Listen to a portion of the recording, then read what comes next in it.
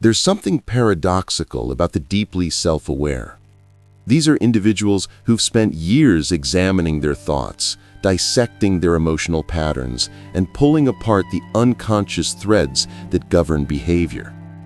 And yet, despite possessing the emotional tools to navigate any social interaction, they often choose silence, distance, isolation.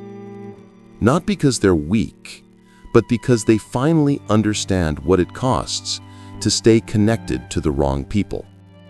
You can feel it before you can name it. A specific kind of exhaustion that doesn't come from physical labor or sleepless nights, but from presence, from being around people who operate on unconscious autopilot, who pull you into their emotional gravity, expect you to carry the weight of their chaos, then resent you when you set it down. And for those with a heightened sense of inner awareness, this isn't just uncomfortable, it's unbearable. The reason why self-aware individuals avoid energy-draining people isn't personal. It's structural, psychological, rooted in the basic mechanics of how emotional projection works. See, every person is a carrier of unconscious material, desires, wounds, unmet needs, but most never confront them. Instead, they externalize that content onto others. This process, known in analytic psychology as projection, is not just a defense mechanism. It's a survival strategy for the ego. It allows people to avoid integrating the shadow aspects of themselves by making someone else responsible for it. But here's where it becomes unsustainable for the self-aware. Once you begin doing the work of integration, meaning you confront your own inner contradictions, reclaim your shadow, and dismantle childhood coping mechanisms, you become allergic to interactions that are still built on denial. You start to notice the subtle emotional manipulations, the unspoken contracts, the energetic siphoning that happens when people expect you to validate what they're unwilling to face.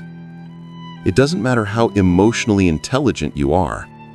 When someone hasn't confronted their own shadow, they will unconsciously make you its container. You become the mirror they never asked for, but desperately need. And when you reflect something back they don't want to see, the backlash isn't always loud. It can be subtle, passive-aggressive, withdrawn, or worse. They frame your awareness as arrogance, your clarity as coldness, and your distance as betrayal. This is where the chronic fatigue sets in. Not the kind you can sleep off, but the kind that builds in the nervous system when you are constantly absorbing tension that doesn't belong to you. It shows up as social burnout, as resentment in relationships, as a deep resistance to environments that once felt familiar. Not because you've become antisocial, but because you've become intolerant of unreconciled energy, of being the emotional landfill for someone else's unprocessed past. For many, this shift begins subtly. They start setting boundaries. They speak up. They say no. But awareness doesn't just end at boundaries. It evolves. Eventually, they don't just set boundaries with individuals. They withdraw from entire dynamics, from roles that reward self-abandonment, from relationships built on emotional labor rather than mutual recognition. The root of this transformation lies in childhood. Many self-aware adults were once hyper-attuned children. They learned early on that safety meant reading the room, anticipating moods, managing the emotions of caregivers. This isn't intuition, it's adaptation. And it creates adults who excel at emotional regulation for others, but often forget their own. Until they don't. Because eventually, the cost becomes too high. The nervous system begins to reject these patterns. The psyche begins to rebel. And the individual realizes awareness without energetic boundaries is self-destruction, dressed as compassion. This is the real reason why the deeply self-aware begin to avoid people who drain them, not out of superiority, but out of self-preservation. When you've spent years reclaiming your wholeness, you stop negotiating with those who haven't begun. You no longer feel obligated to decode someone else's chaos, especially when it's designed to keep them unconscious. You choose silence, not as avoidance, but as discernment. And this is not loneliness, it's clarity. When you've met your own shadow, you stop entertaining anyone who demands you carry theirs.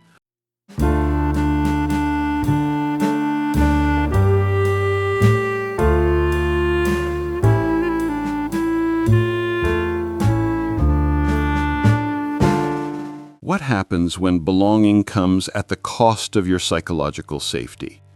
Most people never stop to ask this question, because for much of our lives, we're conditioned to believe that being accepted is the highest form of security. That being part of a group, be it family, friends, or workplace, is evidence that we're lovable, normal, successful. But for those who've done the inner work, that illusion eventually shatters. At some point, the self-aware individual realizes that what most people call connection is often just emotional compliance, a silent agreement to abandon parts of yourself so you can stay within the invisible lines drawn by other people's expectations. And that's not belonging, that's self-betrayal in disguise. The conflict isn't always obvious. It shows up in subtle compromises. The conversation you don't correct, the truth you dilute, the emotional weight you carry without acknowledgement just to avoid disrupting the fragile harmony that everyone else seems invested in preserving. But the more attuned you become to your internal world, the more intolerable those compromises feel. Not because you've become rigid, but because you finally recognize the cost of staying agreeable in spaces that demand your silence. At the center of this conflict is an early wound, the belief that love is conditional, that to be accepted, you must earn it, perform it, prove it. This conditioning often begins in childhood, where affection is tied to behavior, and approval is granted only when you minimize your needs or amplify your usefulness. That programming doesn't disappear, it simply matures. And in adulthood, it manifests as a pattern of overgiving, over-explaining, and overextending in relationships that are fundamentally unbalanced. One of the most destructive patterns that emerges here is the fawn response. It's less visible than fight, flight, or freeze, but it's just as damaging. Fawning is the habit of appeasing others to avoid conflict, often by suppressing your own truth. It's what happens when you believe, deep down, that your authenticity will lead to rejection. So instead, you shapeshift, you over-accommodate, you make yourself emotionally digestible for people who haven't earned access to your inner world. The problem is, every time you fawn, you reinforce the internal belief that you must be edited to be loved, that your boundaries are burdens, that your needs are too much. And eventually, you wake up to the fact that you're surrounded by relationships that only exist because you've been emotionally subsidizing them. This is why people with high self-awareness begin to replace the craving for belonging with the practice of boundaries, because they understand, often through painful experience, that any connection that requires you to disappear is not a connection worth maintaining. Boundaries are not walls, they are definitions. They make it clear where you end and someone else begins. They protect your energy not from others, but from the part of you still tempted to abandon yourself. But here's the catch. The moment you enforce boundaries, you disrupt the emotional economy that others have come to rely on. You're no longer as available, as accommodating, as easy to extract validation from, and that shift doesn't go unnoticed. People might accuse you of being distant, difficult, selfish, but what they're really saying is, you're no longer willing to pay the price they used to charge for your inclusion. This transition isn't just interpersonal, it's existential. You begin to realize that most environments were never built to support your full presence, only your utility. And that's a brutal truth, because once you see it, you can't unsee it. You start questioning every space that made you feel valuable only when you were useful, every interaction that rewarded your compliance but punished your self-expression. And it's in that awareness that a new standard emerges, not for others, but for yourself. You stop asking, how can I be accepted here? And start asking, can I be fully myself here? If the answer is no, you walk away, not out of bitterness, but out of alignment. You no longer negotiate for partial acceptance when you've worked so hard to reclaim your wholeness. This is the transformation. Belonging becomes internal. Boundaries become sacred. And relationships are no longer measured by how much you give, but by how safe you feel to simply exist. Because in the end, true belonging isn't about being invited in. It's about being able to stay with yourself even when others walk away.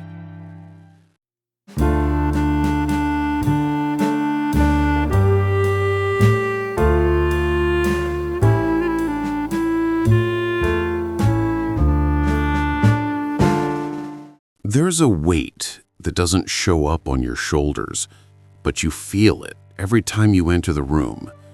A subtle tension in your gut, a quiet contraction in your chest, the sense that you're being watched, not for who you are, but for what you might unconsciously reveal in someone else. This is the cost of carrying a shadow that isn't yours. People who haven't faced their unconscious will always look for someone to hold it for them. And for the self-aware, that someone is often you. When you've done the work, traced your emotional patterns back to their roots, confronted the pain you inherited, dismantled the illusions that once defined your worth, you begin to see what others are still unwilling to look at. But the clarity you gain comes with consequences. It makes you a mirror.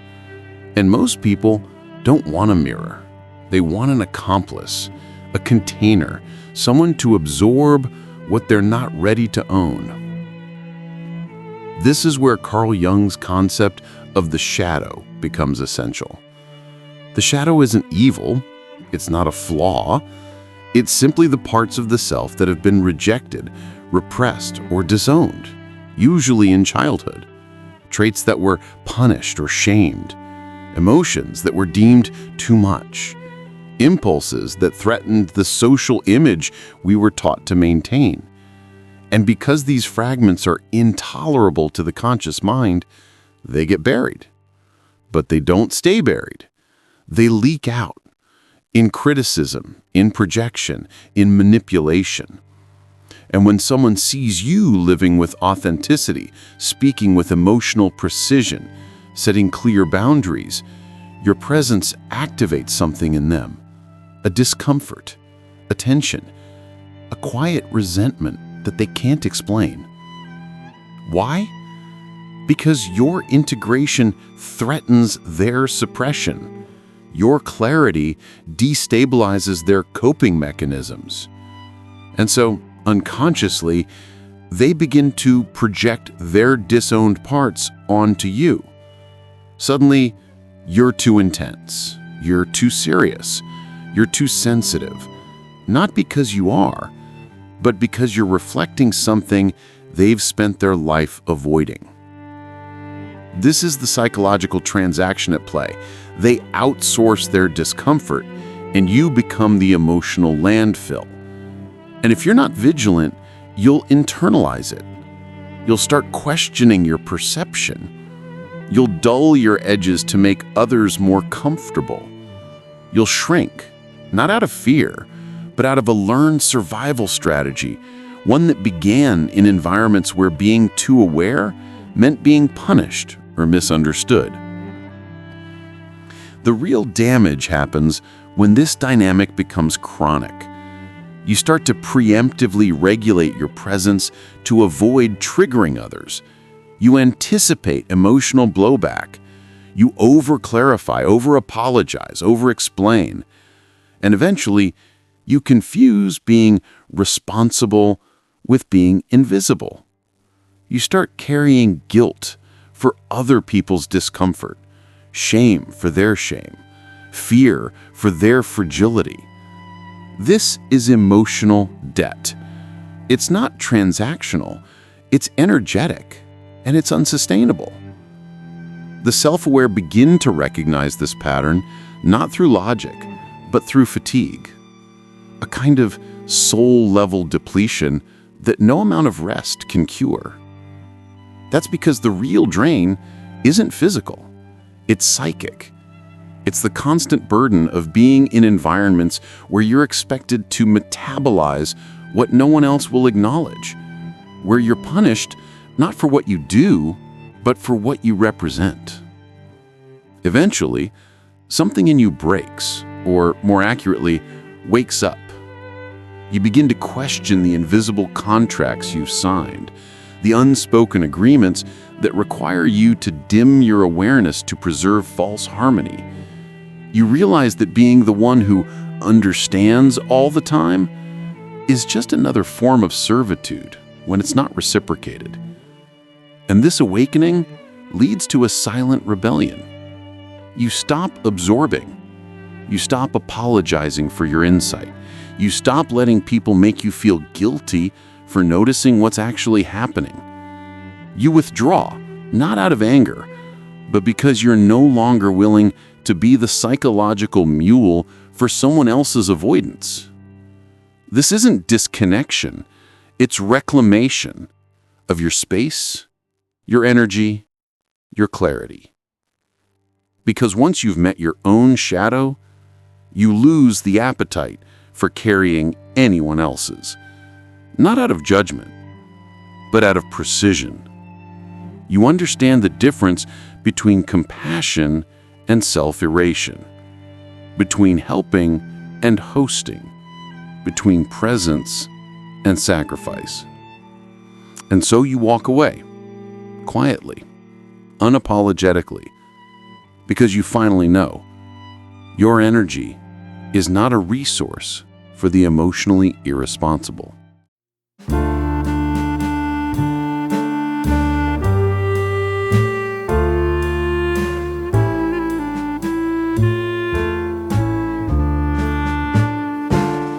Emotional awareness doesn't make you more patient with dysfunction. It makes you less tolerant of it. This truth is rarely acknowledged because the cultural narrative around self-awareness often romanticizes it, as if awakening means becoming endlessly compassionate, endlessly forgiving, endlessly available. But in reality, self-awareness doesn't expand your capacity to endure the unconscious behavior of others. It eradicates it. There comes a point in the journey inward where your system begins to reject anything misaligned, not because you're judgmental, but because the deeper you go into yourself, the more acutely you feel the cost of psychological dissonance. You start to sense it in real time, the avoidance in someone's tone, the manipulation behind a compliment, the guilt embedded in a request. And once you see these patterns, you can't unsee them. This is the curse and gift of clarity. You begin to notice the strategies people use to remain unconscious, the ways they twist logic to avoid accountability, the way they weaponize emotion to silence truth.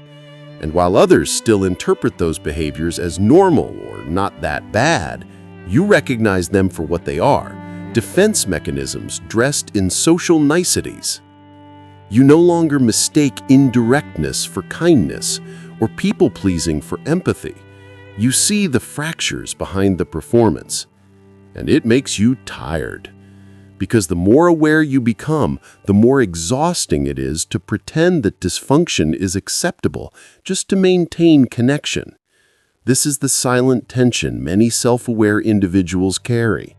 They are expected to play along, to water themselves down, to keep conversations on the surface even when their intuition is screaming. But once you've developed a relationship with your own psyche, once you've sat in the discomfort of your own contradictions, you lose interest in making others comfortable in theirs. What others call difficult is often just honest. What others call cold is often just boundaried. And what others call too much is often just clarity they haven't earned. This shift isn't arrogance, it's emotional sobriety. You stop idealizing connection for its own sake. You stop glamorizing tolerance as a virtue, because you realize that what most people call patience is just prolonged exposure to energy that's quietly killing your intuition. You begin to separate presence from performance. You no longer attend conversations where authenticity isn't welcome. You stop explaining your boundaries as if they require permission. You become selective, not because you think you're better, but because you understand what happens when you're not.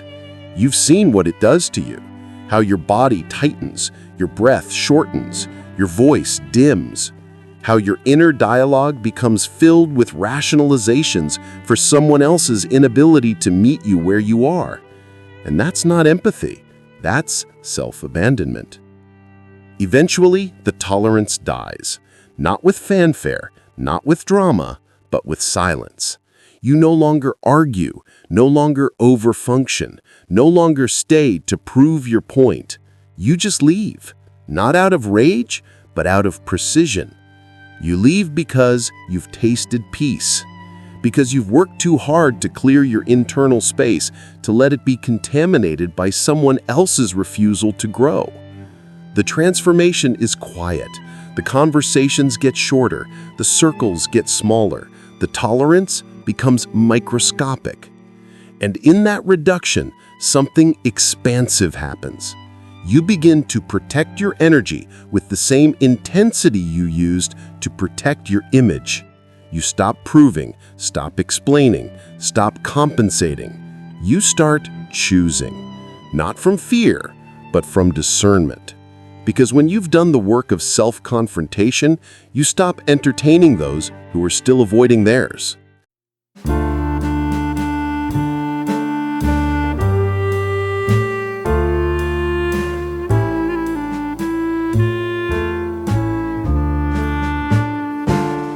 At some point in the journey, the noise quiets. Not because the world gets softer, but because you no longer invite chaos to sit at your table. You no longer mistake emotional clutter for connection. You no longer interpret stimulation as intimacy. You begin to crave something else, something deeper, quieter, cleaner. This is emotional minimalism. It's the art of keeping only what honors your energy.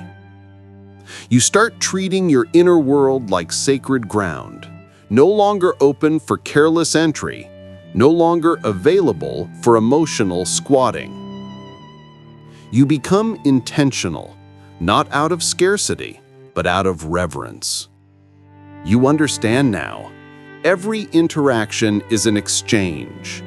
Every word has a weight. Every presence leaves an imprint. You've carried enough to know which imprints never wash off. This isn't about isolation, it's about curation. You stop collecting relationships like proof of your worth.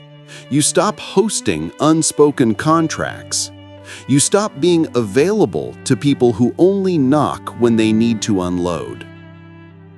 There's a misconception that healing makes you more open. In truth, it makes you more discerning. You begin to see how much of your life was spent trying to be everything for everyone, trying to explain your truth in palatable ways, trying to rescue people from wounds they refuse to name. And for what? A fragile sense of belonging? A place in dynamics that fed on your silence. Now you choose differently, not out of bitterness, but out of clarity. You begin to remove what is unreciprocated, what is manipulative, what is vague. You don't fight it, you don't fix it, you just let it fall away. And what remains is real. What remains is mutuality, stillness, space, the kind of space where your nervous system exhales, the kind of quiet that doesn't demand performance, the kind of presence that feels like home, not because it mirrors your trauma, but because it doesn't. This is what liberation looks like. Not a grand declaration, not a dramatic exit, just a soft, steady refusal to betray yourself any longer. You stop searching for peace in others because you've built it within. You stop asking for love that costs you your voice. You stop tolerating what depletes you just to preserve what's already dead. And in that emptiness, something extraordinary happens. You discover you were never too much. You were just surrounded by people who expected you to carry the emotional weight they refused to acknowledge. You were never cold. You were clear. You were never distant. You were discerning. And finally, you stop apologizing for it. Because peace is not passive. It's earned through grief, through endings, through the radical act of letting go without needing to justify why. The deeply self-aware don't avoid people out of fear. They avoid people who drain them because they've tasted what it's like to be full, to be whole, to be sovereign in their energy. And once you've known that wholeness, you don't go back. You don't explain your silence. You don't mourn what leaves. You don't chase what collapses. You honor it all for what it taught you, and then you move forward. Light, clear, rooted. Because the final lesson is this: your energy is your responsibility. Your peace is your home, and your life is no longer up for rent.